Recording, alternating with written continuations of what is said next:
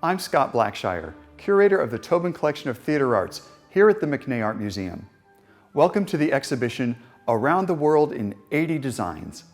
The McNay's exhibition Around the World in 80 Designs brings global sites directly to you through scene designs, costume designs, and maquettes, or small-scale models, from the Tobin Collection of Theatre Arts. This travel guide exhibition showcases the creative visions of theatre artists, whose stage designs reflect the breadth of world culture and geography. Some designers establish true-to-life stage environments that recreate a specific place and time, while other designers prefer depicting abstract interpretations of a story's setting. Here, 40 stage designs are paired with 40 companion images, encouraging a compare and contrast experience. This artwork comes to us from American scene designer Joe Melzinger, who's really most known for designing some of the most iconic musicals in the canon of Broadway history.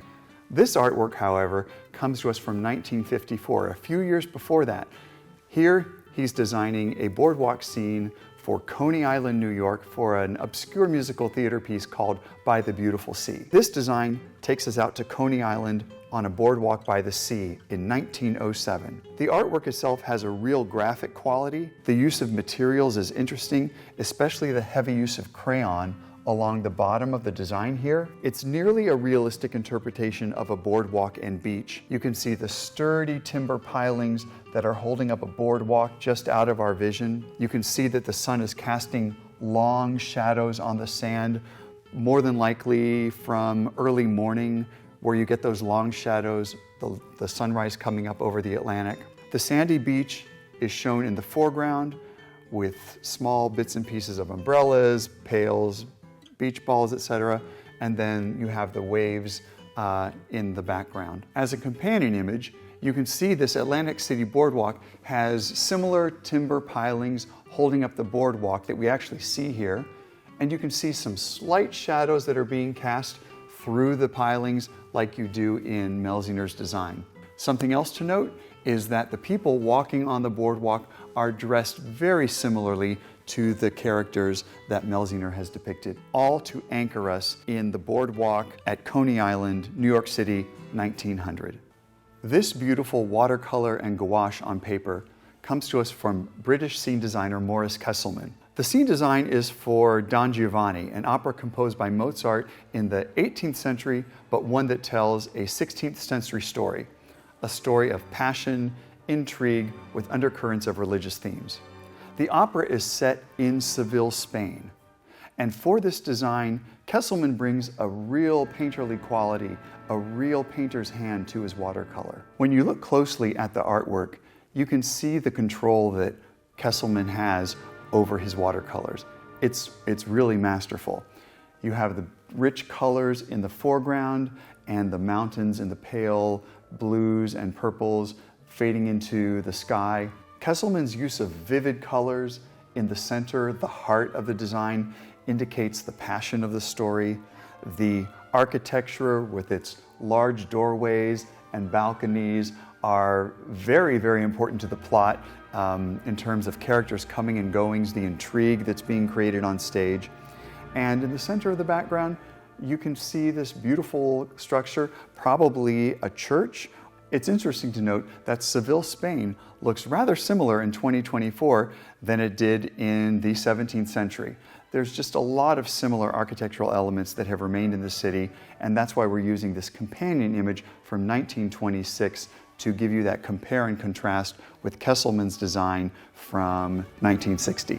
You can see the same architectural elements, the very large doorways, the balconies, and the bell tower, all elements that you see used by Morris Kesselman to set us squarely in Seville, Spain. Walking over to this side of the gallery, we find ourselves in Venice, Italy. We have John Piper's beautiful photo screen print for his scene design for the world premiere of Death in Venice in 1973. But above it, We're first going to look at this beautiful companion image, a very crisp, clear photograph of St. Mark's Basilica, the Piazza San Marco from 1910, the same year that the opera is set in. In the photograph, you clearly see St. Mark's Basilica and its unmistakable domes and references to Romantic, Byzantine, and Gothic architecture. In John Piper's photo screen print in his design for Death in Venice, he's actually externalizing the murkiness and the emotional turmoil that the main character feels. And how is he doing that? Clearly, we see the domes of St. Mark's Basilica in the Piazza San Marco.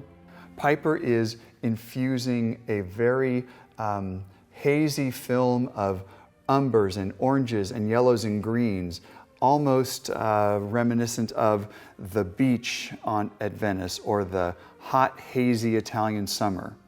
And above it, you've got a rich, dark blue sky that's capped off with black and gray clouds.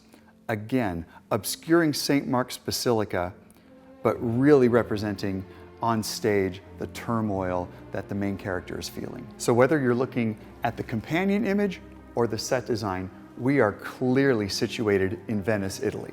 This sculptural object is Adrian Lobel's set design for the world premiere of Nixon in China.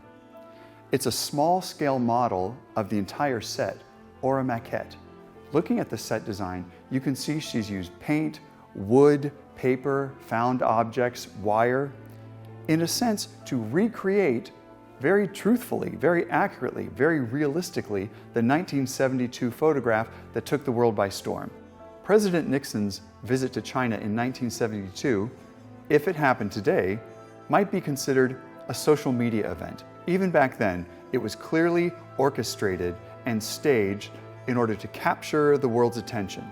You see Air Force One, you clearly see the red air stairs, you see all of the dignitaries lined up at the bottom of the stairs. Adrian Lobel recreates that 1972 photo with accurate and realistic detail.